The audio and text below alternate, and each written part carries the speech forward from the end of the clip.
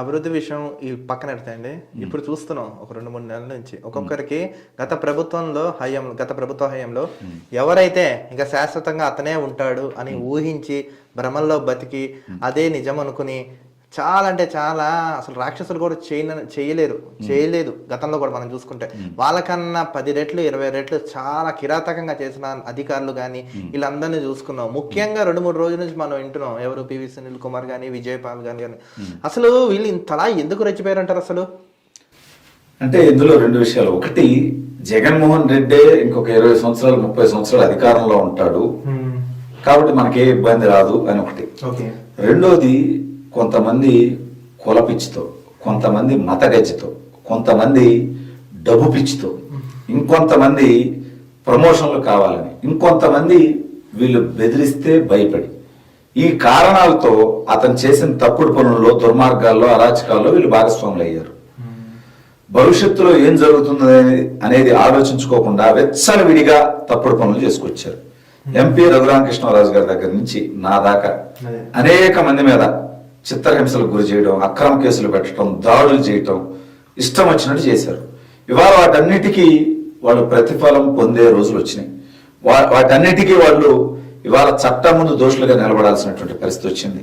రఘురామకృష్ణరాజు గారు కేసు పెట్టారు, పోరాటం చేస్తున్నారు. త్వరలో నేను కూడా కేసు పెడుతున్నాను, పోరాటం చేస్తా. ఖచ్చితంగా వాళ్ళందరూ శిక్షించబడే విధంగా మిగిలిన వాళ్ళందరూ కూడా, బాధితులందరూ కూడా ఖచ్చితంగా వీళ్ళందరినీ శిక్షించే వరకు పోరాటం చేస్తారు.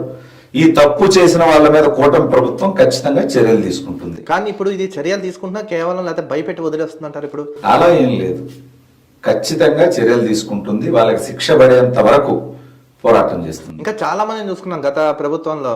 కొడాలి నాని గాని, రోజా గాని, పేని నాని గాని, అంబటి రాంబాబు గాని, ఇంకా చెప్పుకుంటూ పోతే పెద్ద ఉంటుంది లిస్ట్. అనిల్ కుమార్ యాదవ్ గాని, వీళ్ళంతమంది ఉన్నారు. గుడివాడ అమర్నాథ్ గాని, వల్లభనేని వంశీ, వీళ్ళందరి మీద ఎందుకు యాక్షన్ పెట్టారు? శ్రీరెడ్డి ఉంది, శ్రీరెడ్డి ఏమో క్షమాపణలు చెప్పేస్తున్నాం. ఇలాంటి వాళ్ళు ఇప్పుడు బోరుగడ్డ బాగానే ఉంది. ఇప్పుడు వీళ్ళ మీద ఎప్పుడు తీసుకుంటారు? ఖచ్చితంగా ఇప్పుడు మీరు చెప్పిన కొడాలి నాని, వల్లభనేని వంశీ, వీళ్ళు ఎవరిని వదిలిపెట్టే సమస్య లేదు. చట్టపరంగా వాళ్ళు చేసిన తప్పుడు పనులన్నింటికి సంబంధించిన ఆధారాలు సేకరించే పనిలో ఉన్నాం. ఒకేసారి వాళ్ళు చేసిన తప్పుడు పనులన్నీ ఆధారాలతో సహా మేము కేసులు పెట్టి కోర్టుకు సబ్మిట్ చేసి వాళ్ళు కఠినంగా శిక్షించబడే విధంగా చేస్తాం. ఇంకా అప్పుడులో అధికారం ఉందని విర్రవీగి ఆర్జేవి వాళ్ళు పారిపోయి దాక్కున్నాడు. శ్రీరెడ్డి లోకేష్ అన్న అన్నం పెడతా అని చెప్పి క్షమాపణలు ఎగరేసింది. పోసాని రాజకీయాలకు శాశ్వతంగా గుడ్ బై చెప్పాడు. మరింత మంది ఈ దిశగా పోబోతున్నారు. అంటే అప్పట్లో అధికారం ఉందనే అహంకారంతో చేసిన తప్పుడు పనులు ఇవాళ వాళ్ళని కాటేస్తాయనే భయంతో వీళ్ళందరూ ఈ పరిస్థితుల్లో ఉన్నారు. అధికారంలో ఉన్నప్పుడు బాధ్యతాయుతంగా ఉండుంటే ఇవాళ వాళ్ళకి పరిస్థితి వచ్చేది కాదు. నెక్స్ట్ ఇంకో క్వశ్చన్ ఏంటంటే, ఇప్పుడు టీడీపీ ప్రతిపక్షంలో ఉన్నప్పుడు చాలా మంది అభిమానుల మీద, కార్యకర్తల మీద కేసులు కానీ, దౌర్జన్యాలు కానీ, అత్యాచారాలు కానీ చాలా జరిగాయి గత ప్రభుత్వ హయాంలో. అలాంటి వాళ్ళందరికీ ఎంతవరకు న్యాయం చేసింది, ఎంతవరకు సముచిత స్థానం కల్పించింది, ఎంతవరకు ఆదుకుంది? అంటే ఒకేసారి అందరికి చేయలేకపోవచ్చు. కొంతమందికి ఆల్రెడీ న్యాయం జరిగింది, మరి కొంతమందికి రాబోయే రోజుల్లో న్యాయం జరుగుతుంది. ఖచ్చితంగా ఎవరైతే గత 5 సంవత్సరాల్లో జగన్మోహన్ రెడ్డి వల్ల బాధించబడ్డారో, పోరాటం చేశారో, ఇబ్బందులు పడ్డారో, నష్టపోయారో వాళ్ళందరికీ కూటమి ప్రభుత్వం ఖచ్చితంగా న్యాయం చేస్తుంది. చంద్రబాబు నాయుడు గారు, లోకేష్ అన్న, పవన్ కళ్యాణ్ గారు అందరూ కూడా గత 5 సంవత్సరాలు ప్రజలు కానీ, కార్యకర్తలు కానీ, నాయకులు కానీ పడిన కష్టం వాళ్ళకి తెలుసు. వాళ్ళు మర్చిపోలేదు, మర్చిపోరు.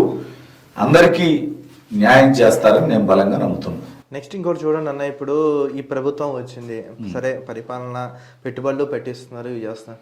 రాష్ట్రంలో లా అండ్ ఆర్డర్ ఇంకా సరిగ్గా లేదు. కొన్ని నిన్న అనుకుంటా తిరుపతి దగ్గర ఎక్కడో మళ్ళీ రేప్ ఘటన ఇలాంటివి జరిగిందని, ఏందని ఇలా అంటే ఇంకా వైసీపీ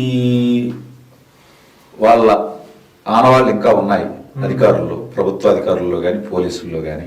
ఇంకా వాళ్ళ వాసనలో, ఆ పరిపాలన వాసనలో పోవట్లేదు. ఇంకా వాళ్ళు వేగంగా పనిచేయడం ప్రారంభించట్లేదు. ఇంకా కొంతమంది వైసీపీ కోవట్లు పోలీసుల్లో, ప్రభుత్వ అధికారుల్లో ఉన్నారు.